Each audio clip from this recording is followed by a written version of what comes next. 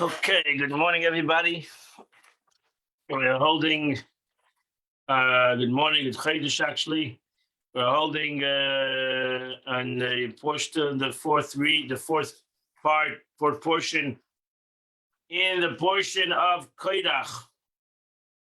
We're holding on chapter 17, verse number 9. V'yidaber Hashem al Moshe Lamer, and God spoke to Moses saying, right after the story of Koidach, the Jewish people got together to complain against Moshe. So the Eibishter says, separate yourself from this whole group, and I will destroy them, consume them in an instant. When they fell on their faces,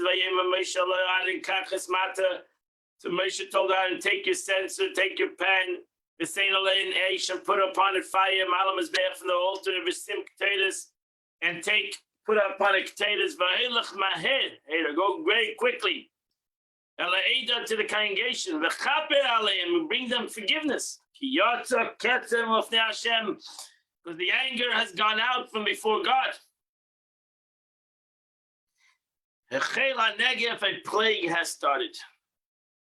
Rashi says this is the secret was given over to him by the angels of death. That when they went into heaven, the incense, the ketores, holds back the plague, as is related in the Gemara. Yikach Aaron kashadiva Moshe, and Aaron did like Moshe told him. He ran in the midst of the people. In a chayil hanegeb bomb, the plague started. And he put the incense upon it. And they brought forgiveness to the people. And he stood between the dead and the living. At the Tzar Magefa, and the plague ceased. Rashi says, what is the meaning of the story? He took hold of the angel of death, and he held him against his will. The angel told him, allow me to accomplish my mission. But Aaron said to him, Moses commanded you to stop. He said, what do you mean, Moses? I am the messenger of God, and you are the messenger of Moshe Rabbeinu. Where do you have authority? He said to him, Moshe does not say anything for himself, but only does everything from God. If you did not believe me, the only one blessed be him, Moshe, had the answer to the 10th meeting. Come, we'll ask. This is the meaning, the statement, Aaron returned to Moshe. So that's the next wording. So this whole argument that Aaron had with the angel of death, so to say. Another interpretation, why with incense? Because the Israelites were slandering and verifying the incense, saying that it was deadly poison. Through it, Nadav and Avihu died. Through it, 250 people were burned. So this is like a dangerous thing, this containers. The Holy One, blessed be say, you'll see that it will stop the plague. And it's and it is the sin that caused their death, not the containers. By Mia Vamesma Gefa, and the number of dead in the plague was Abba Asar Elef, was 14,000. Sheva Mes 700. Milvad Mesa Kedach, besides those who died because of Kedach. Yashav Adal and Moshe El Pesach El Meid, and Aaron returned to Moshe at the entrance of the tent of meeting. And the plague stopped. And that completes the Chumash for today. Go now to the Tanya today. We start the 8th chapter of Shara Yichud Ve'emunah, portrayal of faith and oneness of God. The Alter Rebbe explained a very powerful statement of the Baal Shem Tov, that the word of God, and which it comes from the word of God, which is in every creation, comes and invests itself into every created being, is all in the knowledge of God, and the knowledge of God, and God is one. And that's something that the human being, it's hard for a human being to understand, as the Rambam says, because usually a human being is the person and then is the knowledge. But as the Rambam writes, he is the knower and he's the known. So that by God, it's all one thing. There's no two entities, no God and his knowledge.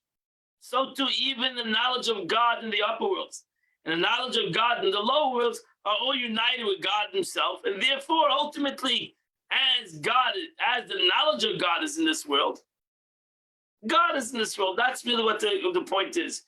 Not that the Eibishter sends down something, so to say, a ray of him to be in this world, but he himself is separate God from the world. God is found in this world as he's found in anywhere else. And there's no separation between God and his knowledge. There's no separation between God and the world. And now the Alter Rebbe comes to give us another, and according to this, comes to teach us another lesson. And that is, as we mentioned many times, the concept of Midosa Shel HaKadosh Baruch Hu, the attributes of God, Chesed, Gevura, we just read the expression of God's wrath, Gevura Shel HaKadosh Baruch Hu, and etc. So all these midos, you might think again, the Midosa Shel HaKadosh Baruch Hu, the attributes of God is something that's separate from him. So again, you cannot separate God from his attributes. They're in essence one entity. And that's over here what the Alter Rebbe is going to explain. Now, what Maimonides of blessed memory has said, that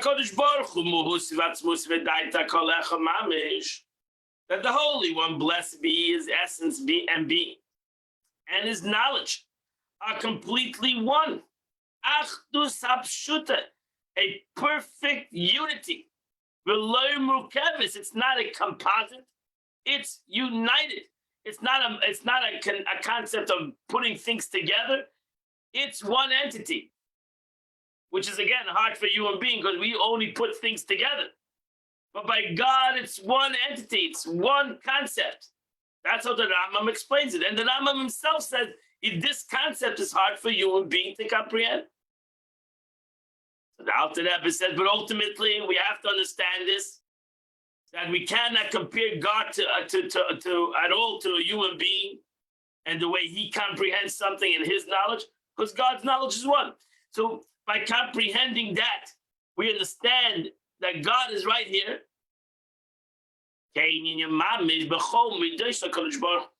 This applies equally to all the attributes of the Holy One, blessed be. And all his holy names, and the designations which the prophets and sages of blessed memory have attributed to him. You're going Chanon, God is gracious, Verachum, God is merciful, Chassid, benevolent, etc. All these names, wonderful names. God, we know the Torah. God has 7 names. All these concepts are all expressions, the way God expressed himself in his attributes. But that's God. Chas v'shalom, by giving a name, usually when you give something a name, it's what expresses. This guy's a doctor, and that guy's a lawyer, and he's an accountant, and he's a sir, and he's all these titles. We give God titles also. Chas v'shalom, to compare it to titles of man. It's not something added to him. We gave him a title, something added to him, what we put in front of his name or we put behind his name. A title by God is chas v'shalom, that when we get, it's very important because humans usually try to, you see that in the world for sure, that humans try to create God and they try to make God humanistic. And automatically, the second we give a title to God, now suddenly we give him a human attribute. Chas v'shalom, by God, his attributes and him is one entity. We also find that we call God wise. As the verse itself says, he is wise. And so too you say God has a will. God desires those who fear him.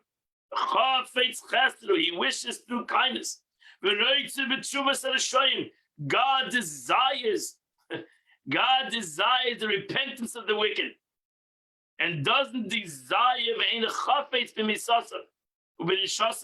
God does not desire. He desires this, he doesn't desire that. These are all human expressions. So too your eyes are too pure to behold evil.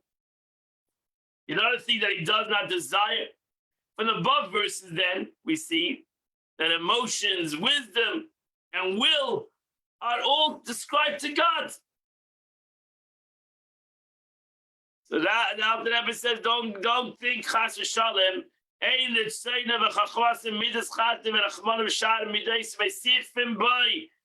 You might say, for only say, if you have a desire, then I have a desire. It means I need something. God desires in your repentance. That means he's missing something. That's human. That's the way. When I say I desire something, I need it, and I'm missing that desire. Can't say that he will, his wisdom, and his attribute of kindness and mercy, and his other attributes do not add plurality and composition. God forbid, to his essence being the Eibishter doesn't need nothing.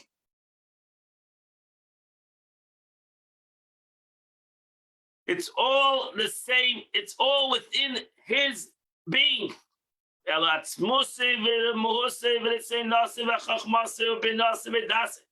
But his being and essence, his will and wisdom, understanding and knowledge, and the attributes of kindness and his might and mercy and beauty. The last of which composed of his kindness and his might. And likewise, his other holy attributes, all the above comprising his being and his essence.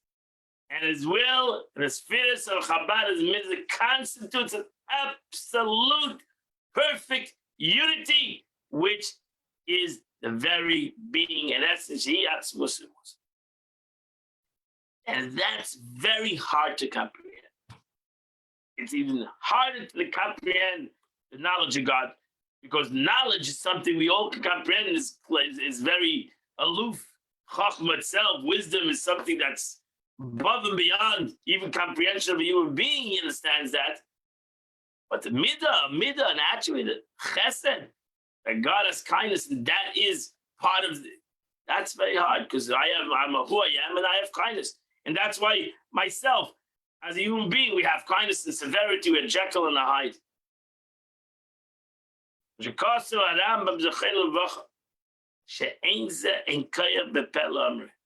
This form of unity, where God's knowledge is so to one of God himself, is beyond the capacity for the mouth to express. Even for the ear to hear.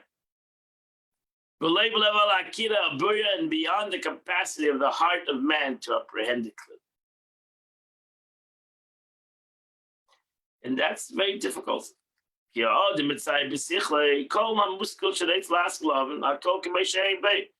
man visualizes in his mind all of the concepts which he wishes to conceive and understand, all as they are within himself. For instance, if he wishes to envision the essence of his will, the essence of wisdom, bin on understanding, das or knowledge, or he wants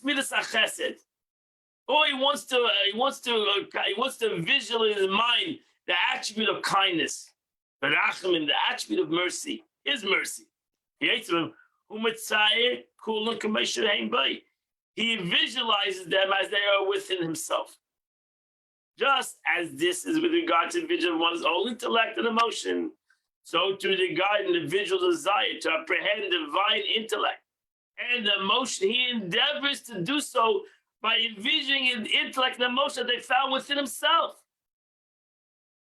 And that's very difficult, because God talks back in the language of man, and we try to understand chesed from our chesed.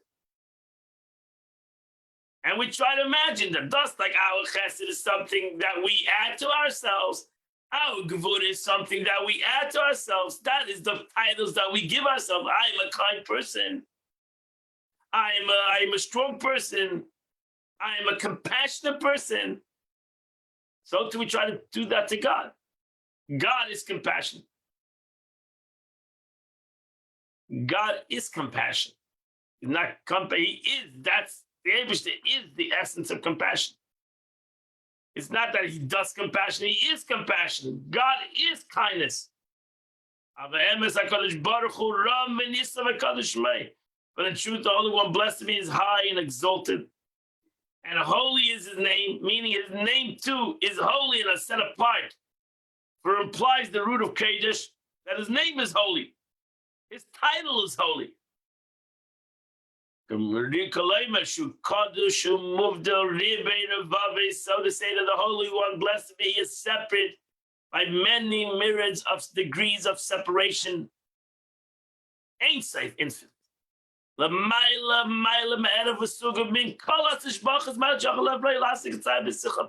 Eibush is above and beyond any kind of a title you can give him, any kind of a name you can say.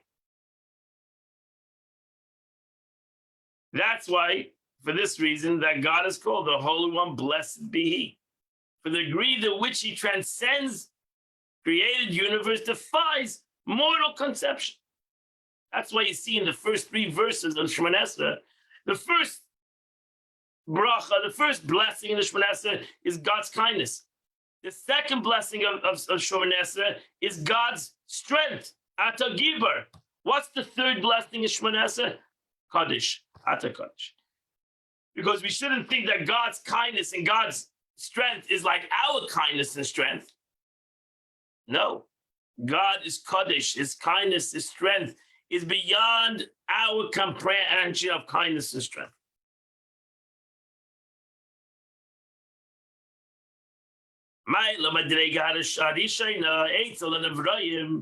The first and supreme quality and rank with regard to created beings is wisdom. And that's why it's called the first. So what's to us the most pristine, the highest level in the midah? The first attribute of God is chachma, because that by us is the highest level.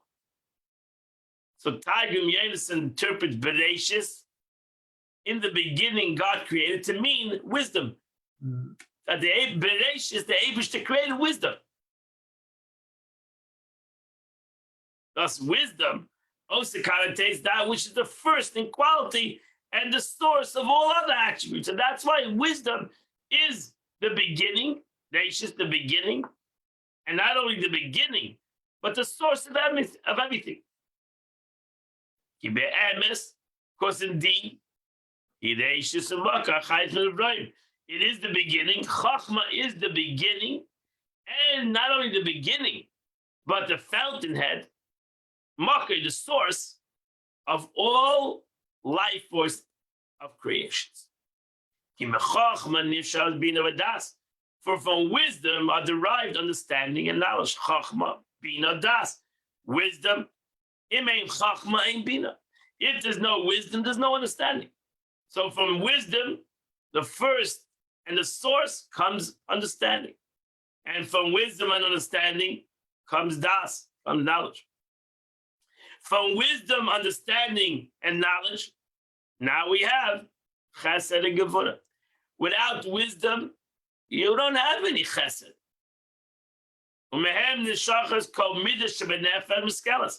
And from them, from chachma, bina, das, from wisdom, knowledge, and understanding, flows all emotive attributes of the rational soul.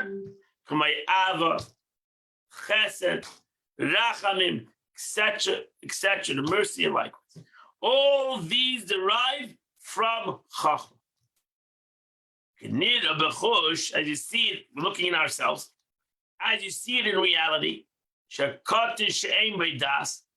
that you have a child. He has chachma, he has bina, he doesn't have das that much, he's not so developed, not mature. Who bekas tamid, He gets angry easily. A child. You can have an adult that acts like a child, not mature.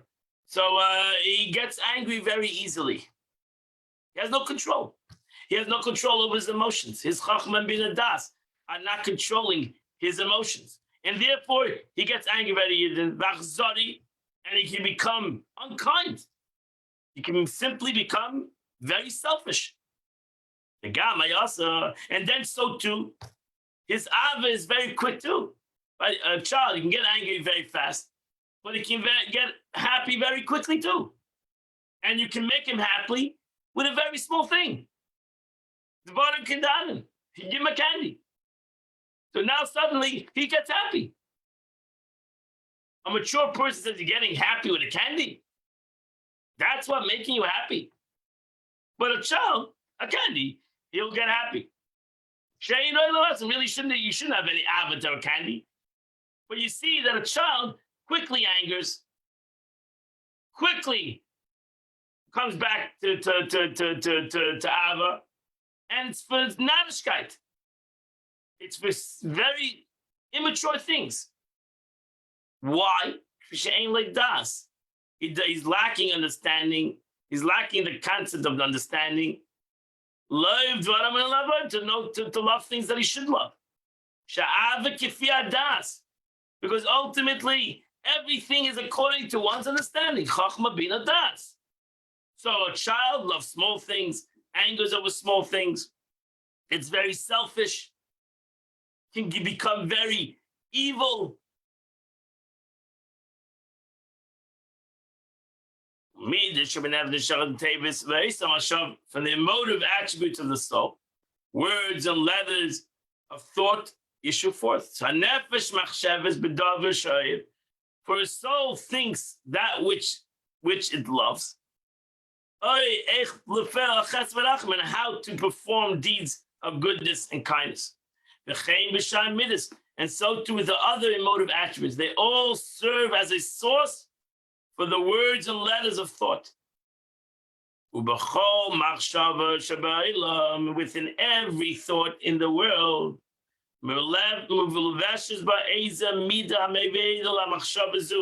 encloses some emotive attributes that causes one to think that thought.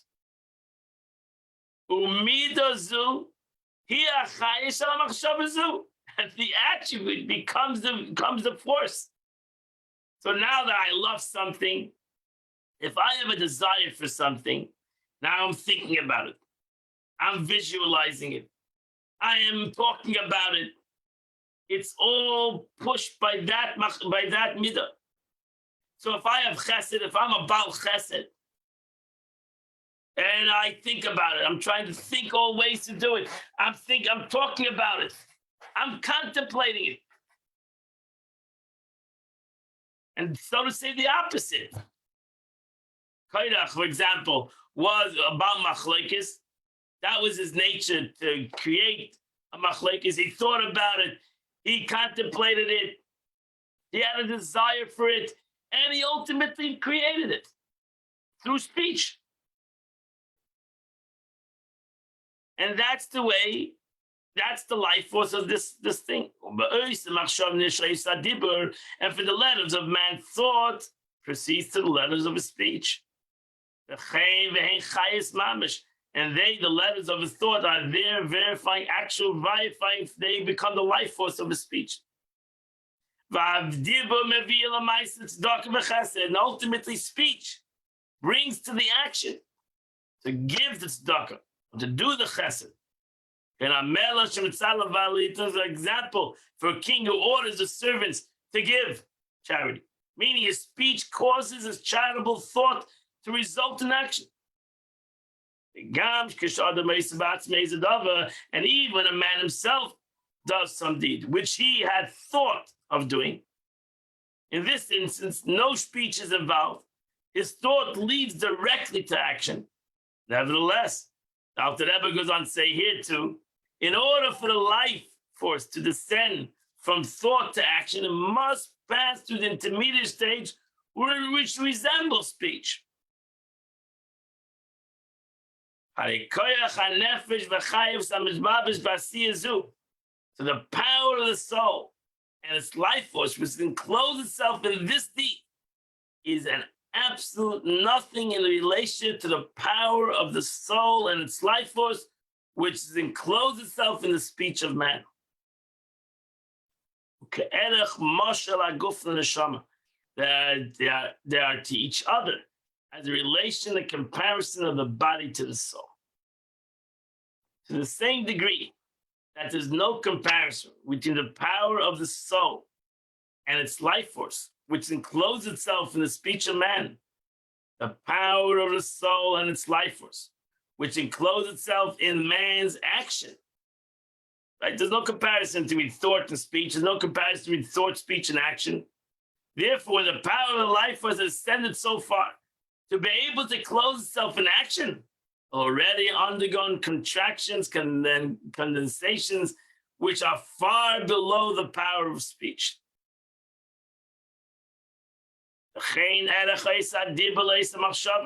Likewise, the distance of the body from the soul is the relation of the letters of speech to the letters of thought. Likewise, it's a relation of the letters of thought, the essence of the motivated attributes which close in it and animates it. The distance is very extremely far from one another. Meaning, the thought that derives from an emotion is in no way comparable to the emotion itself.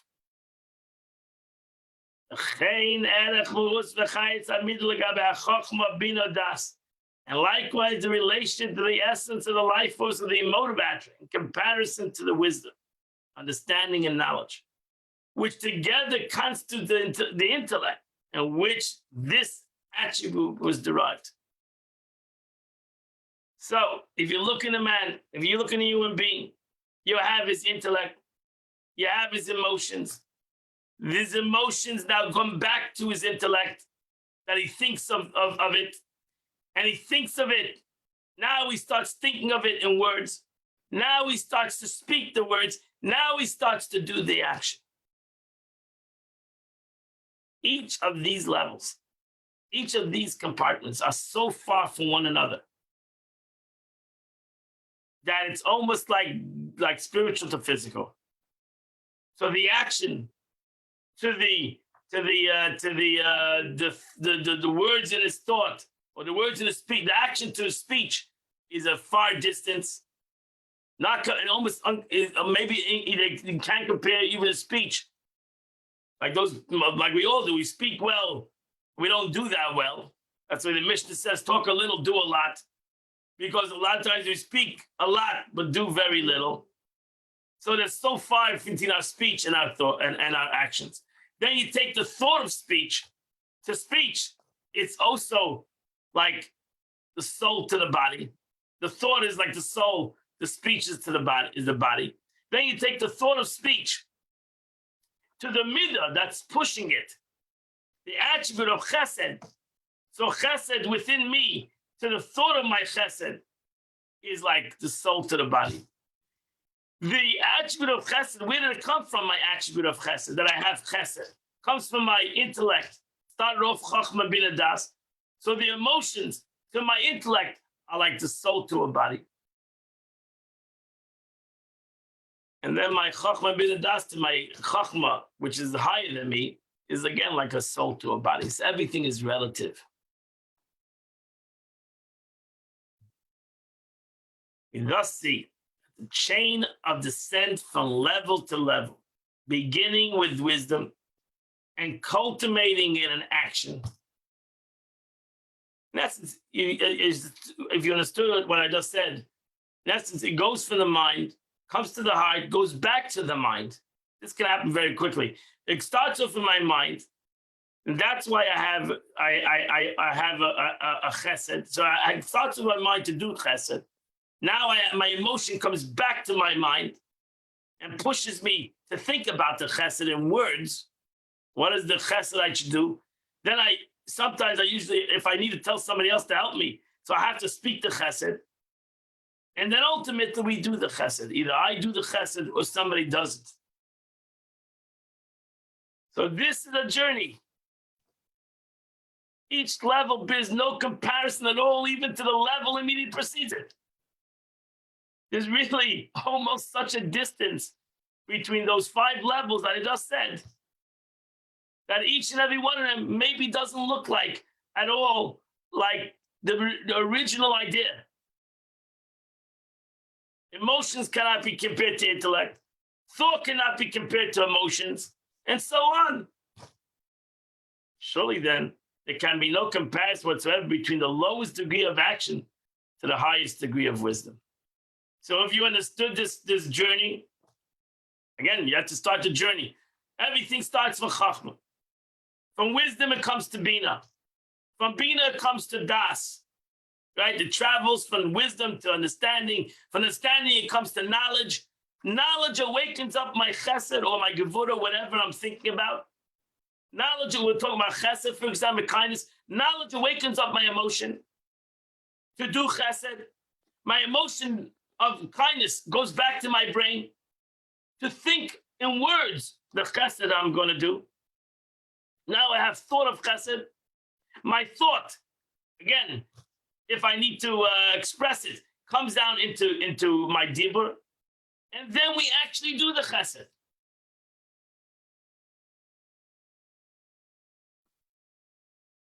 The chesed that I do to the wisdom of chesed is far, far one from the other.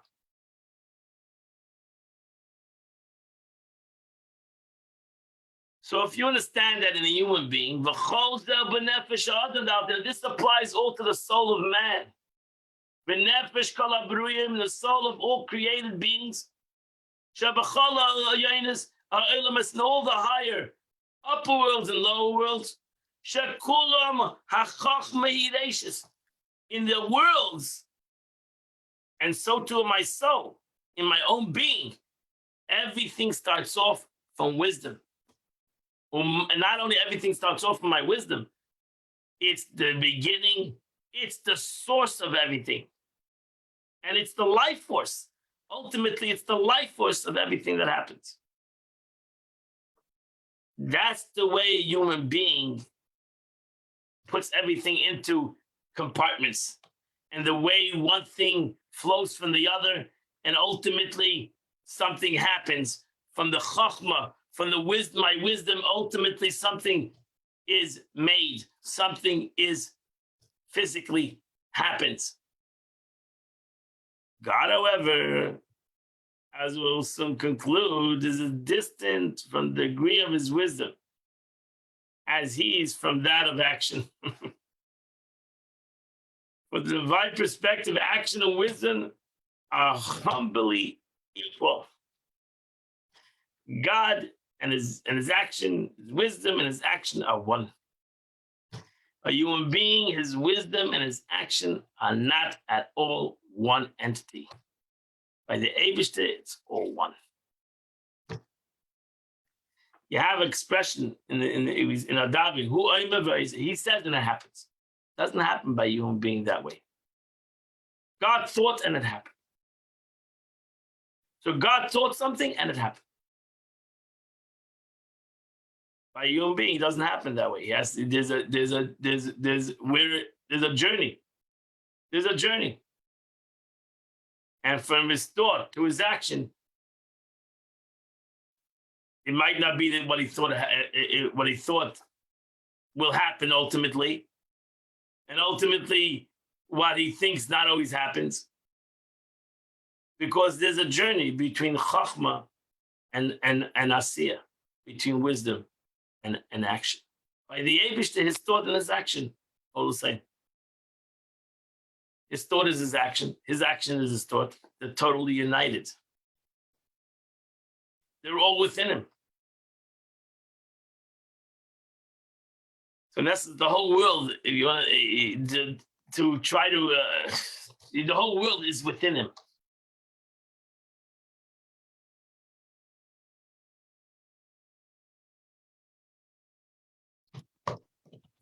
Good morning. Good morning. Okay, everybody. Today is the 30th day of the month. 1 second before you want to ask something. Today is the 30th day of the month. which the Tillim of the day, the Psalms of the day, is chapter 145 to chapter 150. We finished the Tillim, the Psalms today. We finished the entire Psalms. So today, say chapter 145 to chapter 150, and you would do the Chitas of the day. I want to wish you all a wonderful and beautiful day. And Michelle, we'll see you all tomorrow at 8 o'clock. We will 8:15 tomorrow, 8:15 again. It's a Chodesh, so you need to give me some time to finish davening. 8:15, we will come together and continue the Chitas of the day.